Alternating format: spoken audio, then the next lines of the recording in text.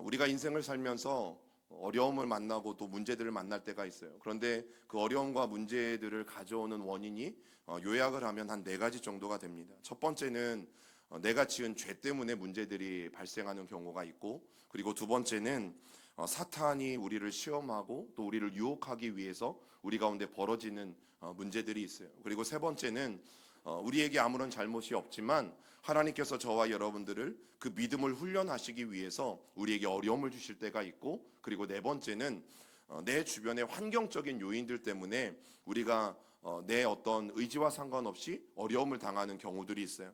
그런데 이 어려움과 문제들을 만날 때마다 그리스도인들이라면 가장 먼저 해야 될 일이 뭐냐면 하나님과의 관계를 점검하는 겁니다.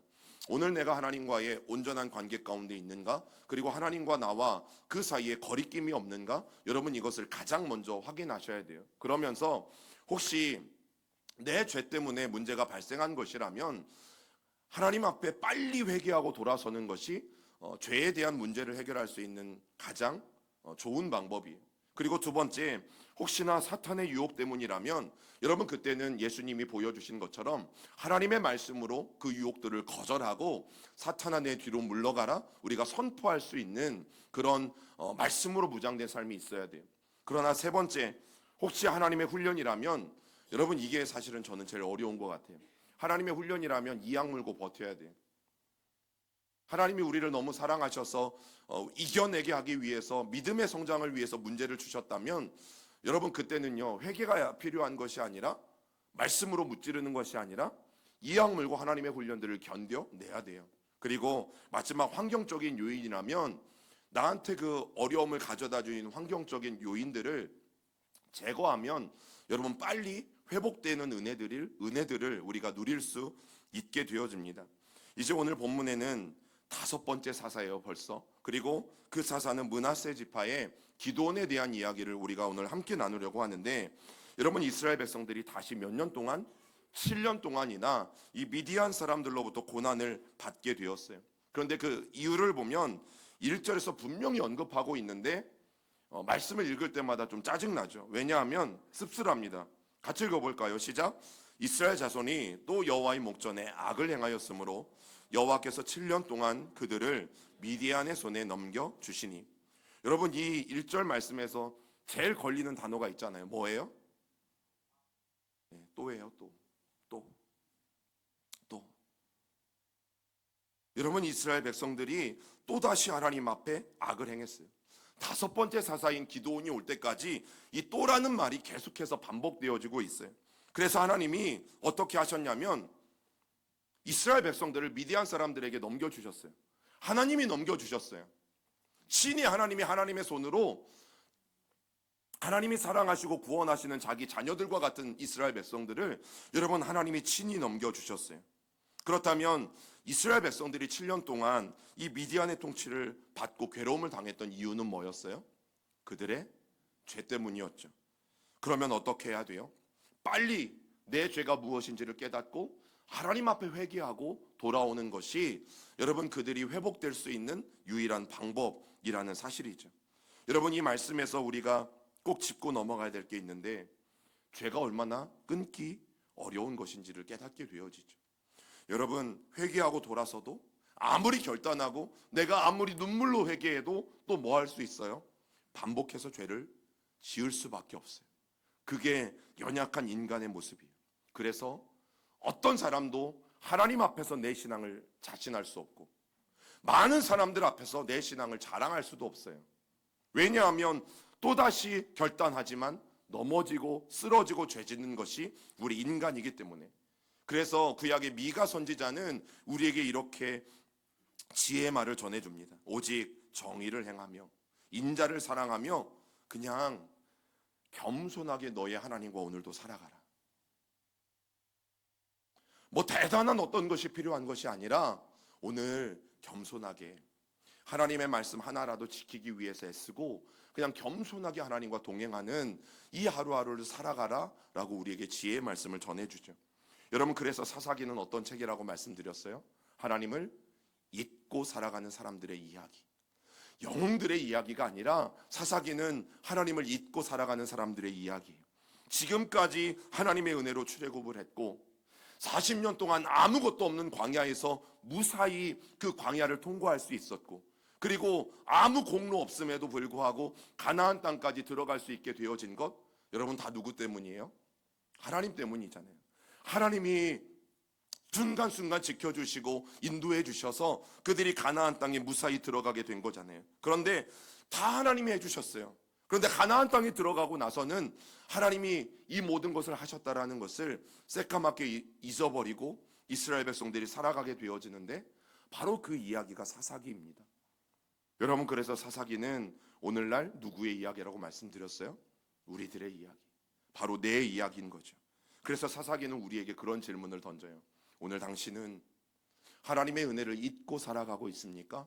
아니면 지금 내가 여기까지 온 것이 모두 하나님의 은혜인 것을 분명히 마음에 새기고 오늘도 기억하면서 살아가고 있습니까? 이 질문을 우리에게 던져요. 여러분, 7년 동안 이스라엘을 힘들게 했던 이 미디안 사람들이 누군 줄 아세요? 성경에 보면 우리가 사사기를 공부할 때 예전에 그렇게 많이 배웠어요. 이스라엘 백성들이 바알을 섬기고 죄를 지으면 늘 하나님은 주변의 이방 민족들을 들어서 그들을 치셨다. 그들을 심판하셨다. 그러다 보니까 우리가 미디안 사람들도 바라볼 때 이방 민족이겠구나, 어쩌면 그냥 주변에 있는 수많은 나라들 중에 좀 한 나라겠구나, 이런 생각을 우리가 하게 되어지거든요. 자, 그러면 창세기 25장 1절과 2절을 우리 같이 봅니다. 시작. 아브라함이 후처를 맞이하였으니 그의 이름은 구두라라. 그가 시므란과 욕산과 무단과 미디안과 이스박과 수아를 낳고, 우리가 잘 아는 이름 두 개가 나와요. 아브라함이 나오고 누가 나와요? 미디안이 나와요. 미디안 족속이라는 것은 자기들의 조상의 이름이 미디안이라는 뜻이에요. 이스라엘 백성이라는 것은 그들의 조상의 이름이 누구예요? 이스라엘인 거죠. 그런데 오늘 이렇게 말씀을 거슬러 올라가 보니까 아브라함에게 사라만 있었던 것은 아니에요. 이 그두라라는 여인은 세 번째 후처입니다. 세 번째 부인입니다. 그리고 그를 통해서 난 자녀들 중에 하나가 누구예요? 미디안이에요. 그러면 이 미디안의 뿌리를 따라 올라가면 미디안 족속이나 이스라엘 족속이나 둘 다 뿌리를 따라서 올라가면 오늘 누구에게서 만나겠어요? 아브라함에게서 만납니다. 모두가 아브라함을 조상으로 두고 있었던 사람들이에요. 여러분, 혈통으로 보면요, 친척이에요. 친척. 굉장히 가까운 친척이에요. 그것도. 그런데 바로 그 친척 중에 하나인 미디안 족속이 오늘 이스라엘 백성들을 7년 동안이나 괴롭혔어요. 성경이 정말 중요하게 여긴 게 뭔지 아세요? 하나님의 백성이 되어지는 방법, 혈통으로 되어지지 않는다. 어떤 가문으로 되어지지 않는다.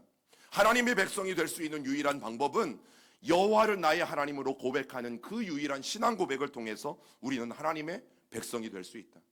여러분, 우리가 혈통적으로 따지면 우리는 이스라엘 자손이 아니잖아요. 그들과 생김새도 다르고 피부색도 다르고. 그런데 오늘날 우리는 왜 하나님의 백성이 되었어요? 바로 예수 그리스도를 우리의 구주로 고백했기 때문에. 오늘 우리도 혈통은 다르지만 오직 예수 그리스도를 내 삶의 구주와 주인으로 고백했기 때문에 그 사람들은 누가 되는 거예요? 하나님의 백성이 되고 하나님의 자녀가 되고 하나님은 우리의 아버지가 되시는 거죠. 여러분, 그 덕분에 혈통적으로는 이스라엘 자손이 아닌 우리도 하나님을 아버지라 부르고 우리가 오늘과 같이 신앙생활을 할 수 있게 되어진 거죠.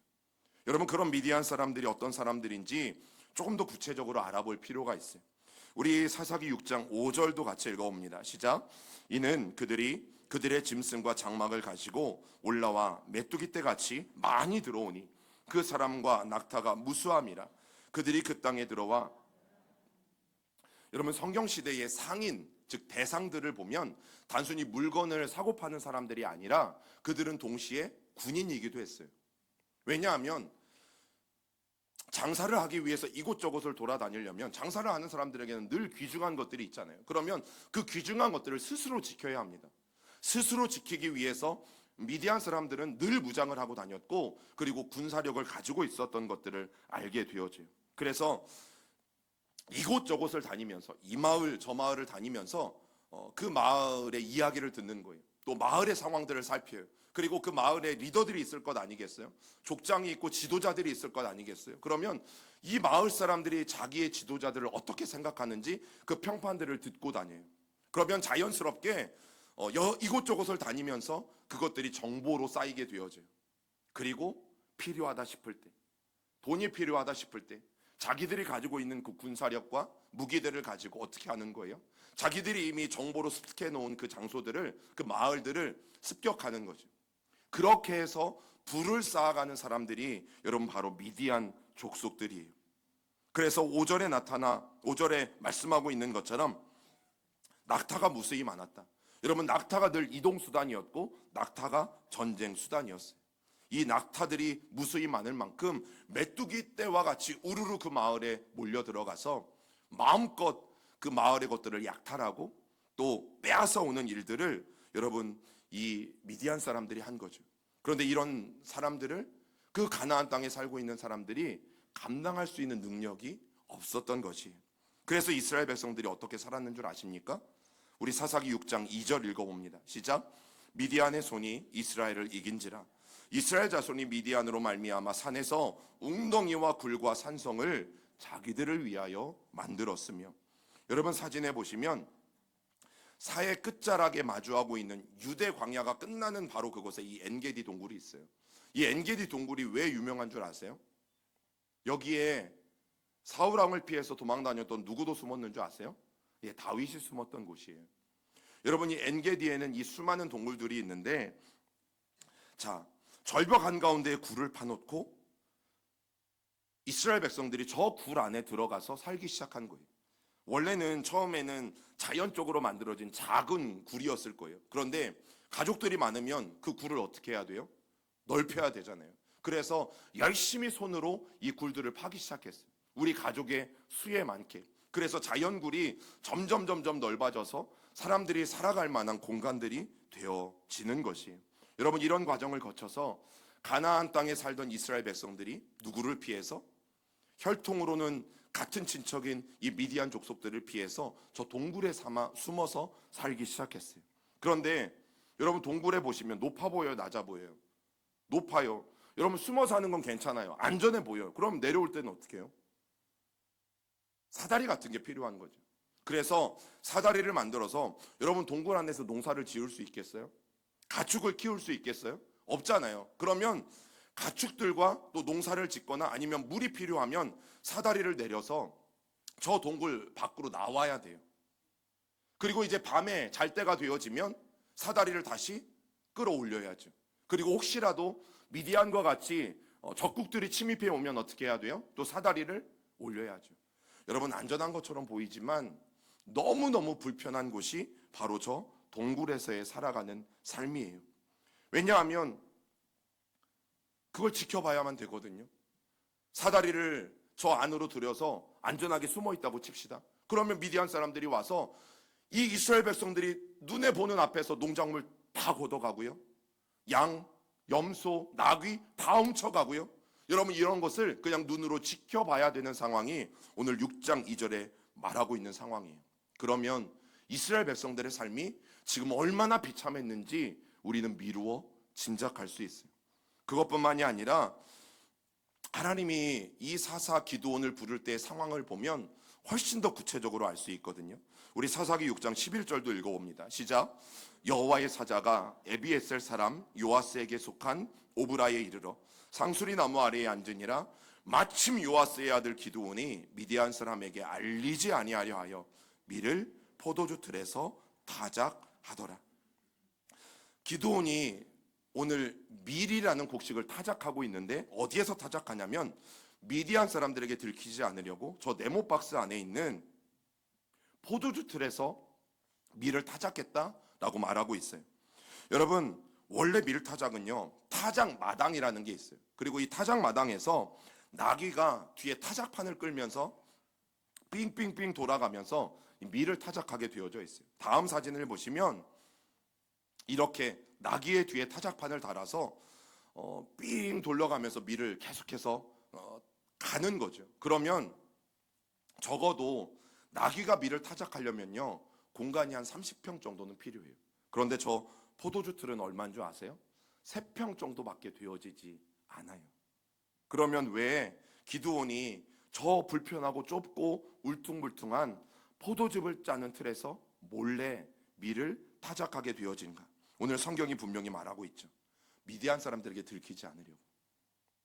미디안 사람들에게 들키지 않으려고.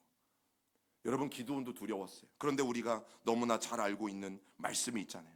성경은 기드온을 가리켜서 뭐라고 말해요? 큰 용사여 일어나라. 와, 여러분, 하나님이 큰 용사라고 말한 기드온이 미디안 사람들이 너무 무섭고 두려워서 몰래 산속에 숨어서 밀을 타작하고 있는 장면을 생각해 보세요. 여러분, 큰 용사도 그렇게 미디안 사람들을 두려워했다면 이스라엘 백성들이 미디안 사람들을 얼마나 두려워했겠어요? 얼마나 두려워서 아무것도 못하고 여러분 있는 이스라엘 백성들의 형편이, 상황이 바로 오늘 말씀의 상황이에요. 왜 하나님의 백성들이 동굴에 숨어 살고 있었어요? 왜 하나님의 백성들이 몰래 타작을 해야 했습니까? 이스라엘의 죄 때문이었어요. 자기들이 저지른 죄. 그 죄는 뭐였어요? 하나님을 주인으로 섬겨야 되는데 가나안 땅에 들어가서 주인을 바꿔치기 했어요. 누구로? 바알로, 아세라로. 그 결과 그들은 숨어 살아야 했고, 그리고 몰래 타작을 해야 되는 일들, 매일매일 두려워서 7년 동안이나 살아가야 되는 일들이 또 일어나게 되어졌어요. 여러분, 미디안 사람들이 수시로 쳐들어왔습니다. 수시로. 6장 4절부터 5절을 읽어봅니다. 그때에 라피도세 안에 요거는 저긴데요. 제가 읽어드릴게요. 진을 치고 가사에 이르도록 토지 소산을 멸하여 이스라엘 가운데에 먹을 것을 남겨두지 아니하며 양이나 소나 나귀도 남기지 아니하니 이는 그들이 그들의 짐승과 장막을 가지고 올라와 메뚜기 떼같이 많이 들어오니 그 사람과 낙타가 무수함이라 그들이 그 땅에 들어와 멸하려 하니. 오늘 이 4절에 뭘 말씀하냐면 수시로 들락날락 거리면서 이스라엘 백성들의 먹을 것을 남겨주지 아니했다. 그리고 양과 소와 나귀도 남기지 아니했다라고 성경이 말하고 있어요. 여러분, 밀을 수확하는 시기에 와서는 이스라엘 백성들이 수확한 것을 다 빼앗아 간 거예요.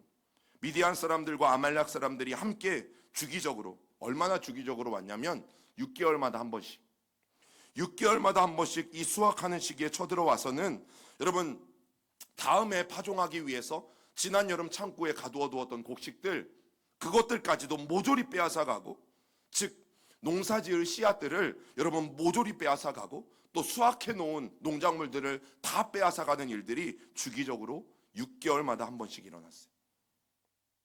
그리고 또 파종하는 시기에는 쳐들어와서 양, 소, 나귀도 남기지 않고 가져갔어요. 왜냐하면 파종하는 시기가 보통 양들이 새끼를 낳는 시기였어요. 그때를 정확하게 알고 와서 또 새롭게 태어나는 가축의 생명들을 다 빼앗아가는 일들이 일어났던 거죠. 여러분, 그러니까 수확할 때나 파종할 때나 이게 몇 년 동안 계속됐다고요? 7년 동안. 먹을 게 있겠어요? 농사 지을 게 없는데 다음에 수확할 게 있겠어요? 그 7년 동안 얼마나 비참하고 얼마나 배가 굶주리는 삶을 살았는지 여러분, 우리는 짐작할 수 있고, 그렇게 끊임없는 수탈이 계속되었다라는 것을 우리가 분명히 확인할 수 있죠. 그런데 이런 일들이 왜 일어났냐고요? 이스라엘 백성들이 주인을 바꾸었기 때문이에요. 하나님을 주인으로 섬기지 않고 가나안에 들어가서 가나안의 주인이라고 여기는 바알을 그들이 섬기고 사랑했기 때문이에요. 여러분, 광야를 인도하신 하나님의 은혜를 새카맣게 잊어버리고 가나안에 들어가서는 야, 이제 우리 새로운 땅에 왔지. 그리고 가나안에는 바알이라는 새로운 신이 있지. 농경의 신이 있지. 그러니 이제 우리도 이 세상의 트렌드를 따라야지. 이 세상의 법칙을 따라야지. 이 가나안 사람들이 다 하는 대로 이제 우리도 바알을 섬겨야지. 여러분, 그래서 주인을 바꿔치기 한 거죠. 바알이여 풍요를 약속했어요. 나를 섬기면 잘 살게 해줄게.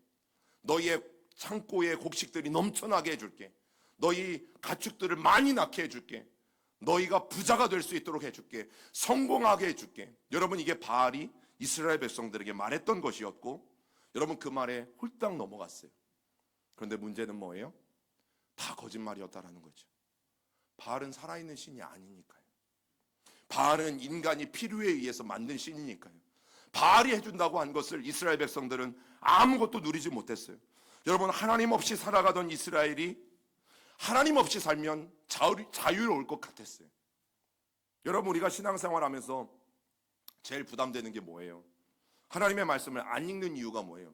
자꾸 하지 말라는 게 많잖아요. 자꾸 하라는 게 많잖아요. 그런데 우리는 늘 어떻게 해요? 하나님이 하라는 거는 되게 하기 싫어하고, 하나님이 하지 말라고 하는 거는 되게 하고 싶어하고. 여러분, 우리는 간섭받기 싫어한다고요. 그런데 바알은요, 터치하지 않아요. 바알은 해라 하지 말라 하는 게 없어요. 그냥 바알 신전에 와서 제사 한번 잘 드려. 그러면 일주일 동안 너희가 마음대로 살아도 나는 아무런 상관 안 할게.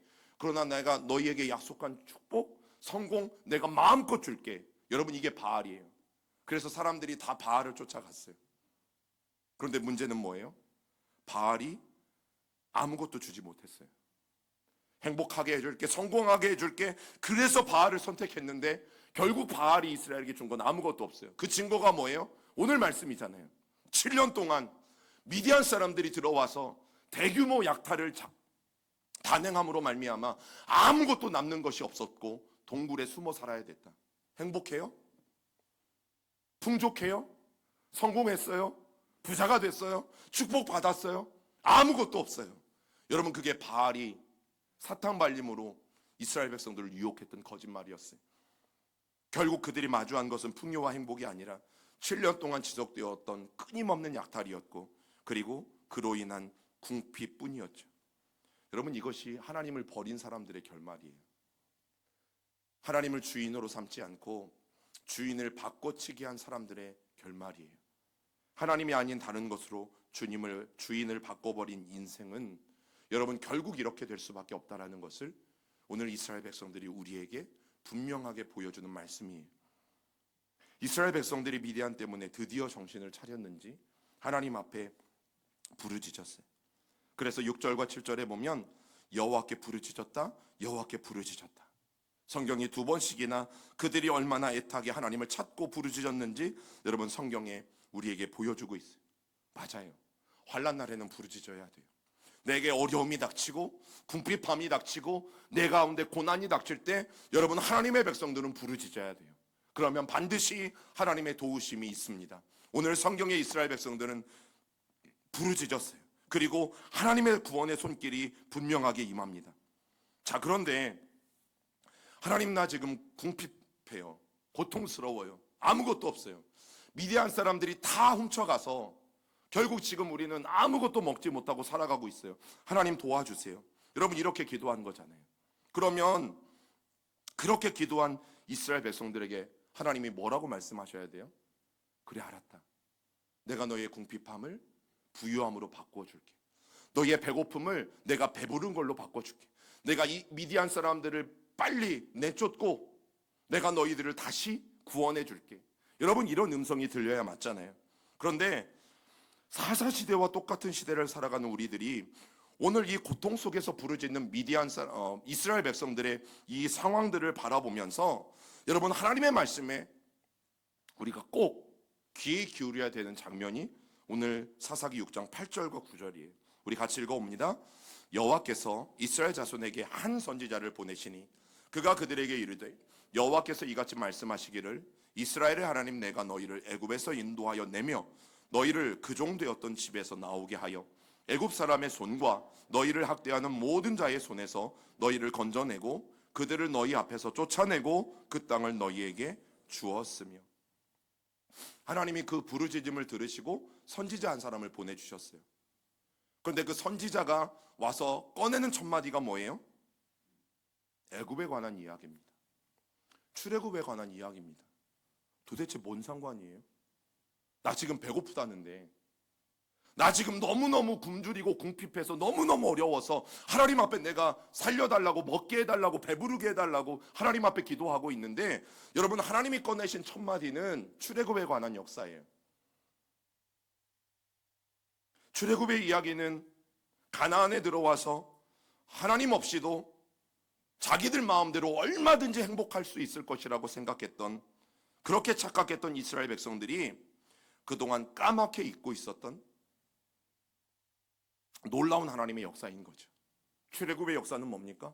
하나님이 얼마나 능력이 많으신 분이신지, 그리고 하나님이 이스라엘 백성들을 어떻게 인도해 내셨는지 바로 하나님에 관한 그 이야기를 하나님이 직접 꺼내신 거예요. 여러분, 왜 과거의 이야기를 꺼내신 거예요? 왜 우리가 듣기 싫어하는 이 고리타분한 라떼 이야기를 하나님은 왜 이렇게, 여러분 성경을 보면요, 하나님 라떼 이야기 참 많이 하십니다. 예. 하나님 참 많이 하세요.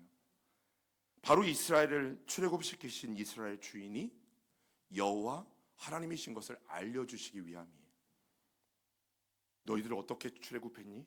너희들 어떻게 광야 40년을 통과했니? 너희들 어떻게 가나안 땅에 들어왔니? 바알이 이 땅의 주인이 아니라 하나님이 이 땅의 주인이시오. 바알이 너희의 주인이 아니라 하나님 아버지가 너희의 주인이신 것을 여러분 분명하게 알려주시기 위함이에요. 그리고 또 하나, 여러분 이 출애굽 역사를 언급하신 것은 애굽에는 신들이 참 많았잖아요. 그런데 여호와 하나님은 애굽의 어떤 신들보다도 위대하신 분이시다. 그리고 애굽의 신들이 아무리 많이 있다 할지라도 너희가 가나안 땅에 들어와서 하나님을 버리고 바알과 아세라를 섬겼다 할지라도 그 모든 신들은 가짜다.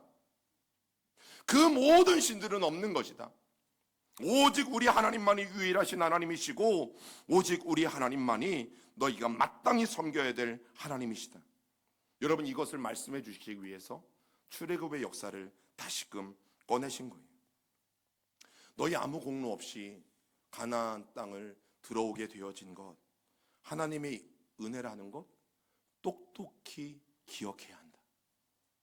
그래서 다시 하나님만이 너희의 하나님이 되고 너희는 나의 백성이 되고 이 놀라운 관계가 회복되어져야 된다. 여러분, 선지자가 이 말을 꺼낸 거예요. 그러면 정말 하나님이 우리에게 원하시는 것이 무엇인지 알 수 있는 거죠.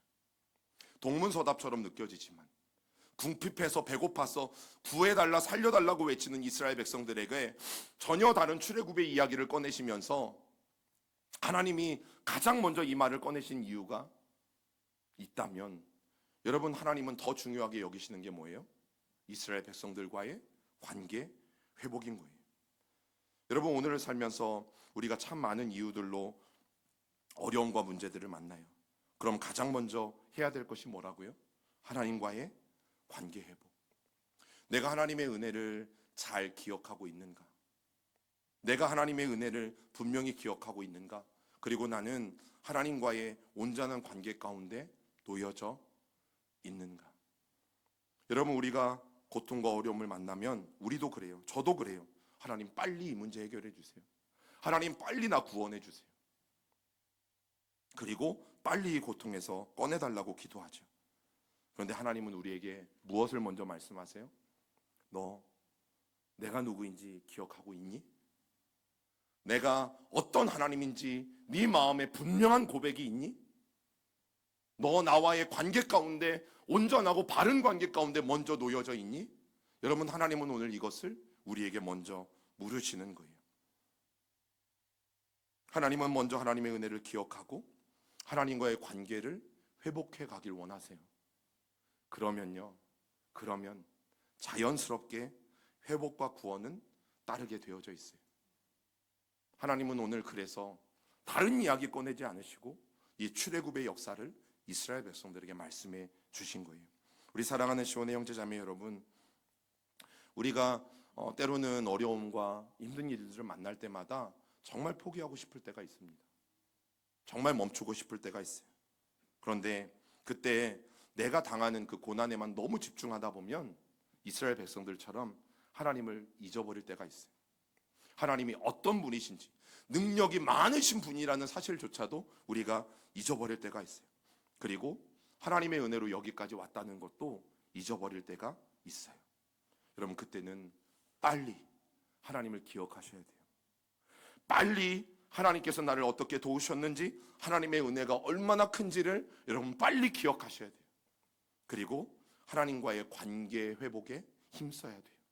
그래야지 우리에게 회복이 임하는 거죠. 여러분, 다윗이 그런 고백을 해요. 지난 자신의 모든 삶들을 돌아보면서 지금껏 나를 붙드시고 인도하신 하나님의 은혜가 얼마나 큰지 그의 시인 시편 23편 6절에서 이렇게 고백해요. 우리 같이 읽어봅니다. 내 평생의 선하심과 인자하심이 반드시 나를 따르리니 내가 여호와의 집에 영원히 살리로다.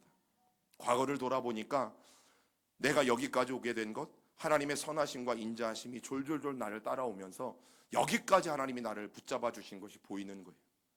그러면 다윗에게 지금 어떤 믿음이 생겼냐면 지금까지 하나님의 선하심과 인자하심이 나를 그렇게 따라온 것이 이렇게 명확하게 보이는데 앞으로 살아보지 않은 미래지만 분명히 하나님의 선하심과 인자하심이 어떻게 해요?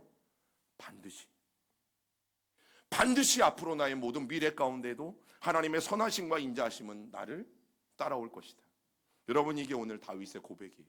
그래서 나는 여호와의 집에 오직 하나님을 나의 주인으로 삼고 오직 나는 여호와의 집에 영원히 살 것이다. 여러분, 무엇보다 먼저 해야 할 것, 우리가 가장 힘써야 할 것, 하나님과의 관계의 회복인 것을 우리가 분명히 기억하고 오늘 하나님과 더 친밀하고 더 가까워지는 이 아침이 되기를 여러분 주님의 이름으로 축복합니다. 우리 같이